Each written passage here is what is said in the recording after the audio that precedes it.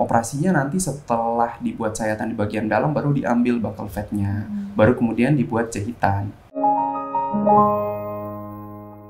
Jujur, ini pertama kali aku ngelakuin operasi kecil. Pasti deg-degan, tapi aku yakin banget sama kualitas dokternya. Jawaban yang jelas bikin aku jadi tenang. Dok, apa sih buccal fat removal itu? Bisa jelasin nggak dok, buccal fat removal itu apa? Oke, buccal fat removal itu atau lebih sering dikenal dengan pengambilan lemak pipi, itu adalah salah satu tindakan operasi yang tujuannya untuk mengambil atau mengeluarkan lemak yang ada di pipi. Seperti yang tadi bilang, kadang-kadang kalau kita sudah olahraga, kita sudah coba diet dengan maksimal, kadang-kadang ada beberapa lokasi di badan kita yang lemaknya itu nggak bisa hilang. Nah, salah satu yang paling sering menjadi masalah adalah lemak di bagian pipi, khusus di bagian pipi. Nah, tindakan operasi untuk mengeluarkan atau mengurangi lemak yang ada di pipi namanya buccal fat removal. Terus gitu. Prosedurnya gimana? Prosedurnya, kalau kita cerita prosedurnya, karena dia tindakan operatif, maka memang harus ada langkah-langkah atau ada hal-hal yang harus Tari perhatikan sebelum dilakukan operasi. Ya, yang pertama sebelum dilakukan operasi, pertama Tari harus pastiin bahwa Tarinya sehat, ya, nggak ada sakit, nggak ada batuk, nggak ada pilek, dan lain-lain ya. Yang pertama, biasanya karena ini tindakan operasi, hindarilah mengkonsumsi obat-obatan yang menyebabkan perdarahannya jadi banyak. Ya. Yang ketiga, umumnya pasien akan diminta untuk tidak merokok, tidak minum alkohol 24 jam. Yang berikutnya ya persiapan seperti biasa ya, ada puasa sebelum operasi yang jamnya nanti ya diatur, biasanya untuk operasi yang sifatnya kecil kurang lebih 2 jam sebelum operasi. Seperti itu kan. Terus do and don'ts-nya setelah melakukan buccal fat removal? Nah, sebelum aku ngomong do and don'ts-nya, prosedurnya sendiri, tindakan operasinya, kalau Tari sudah memenuhi semua kriteria itu, baru dilakukan tindakan operasi. Operasinya biasanya berlangsung sekitar 1 jam.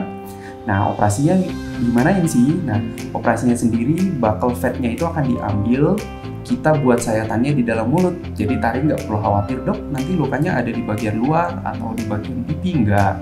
Tapi lukanya ada di bagian gusi, di bagian dalam, di atas gusi kita. Jadi lukanya tidak akan terlihat, yang pertama. Yang kedua, operasinya nanti setelah dibuat sayatan di bagian dalam baru diambil buccal fat-nya, baru kemudian dibuat jahitan.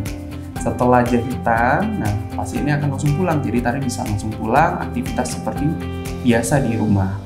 Nah, hal-hal yang harus diperhatikan setelah dilakukan operasi, do and don'ts-nya, yang pertama, Tari yang pertama pulang istirahat yang cukup. Ya, istirahat yang cukup biasanya disarankan untuk tidur dalam posisi kepala lebih tinggi, pakai 1 atau 2 bantal. Yang kedua, jaga higienitas dari rongga mulut. Caranya yang pertama tadi jangan minum alkohol dulu, jangan merokok. Yang ketiga, biasanya nanti akan minta untuk kumur-kumur cairan untuk membersihkan mulut. Yang berikutnya biasanya hindari makanan yang ekstrim. Ekstrim itu kayak gimana?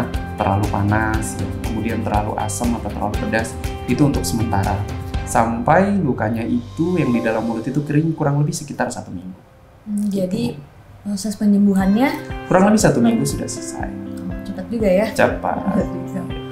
Nah, dalam proses penyembuhan, Tari nggak perlu khawatir apa saya akan harus istirahat total di rumah atau tidak, nggak perlu sebenarnya, karena nantinya efek bengkaknya pun tidak terlalu terlihat, jadi efek bengkaknya cukup minimal, kemudian nyerinya juga bisa terkontrol dengan minum obat-obatan pasca operasi, kemudian secara penampilan dari bagian luar, karena tidak ada luka bagian luar, jadi pasien bisa beraktivitas normal seperti biasa.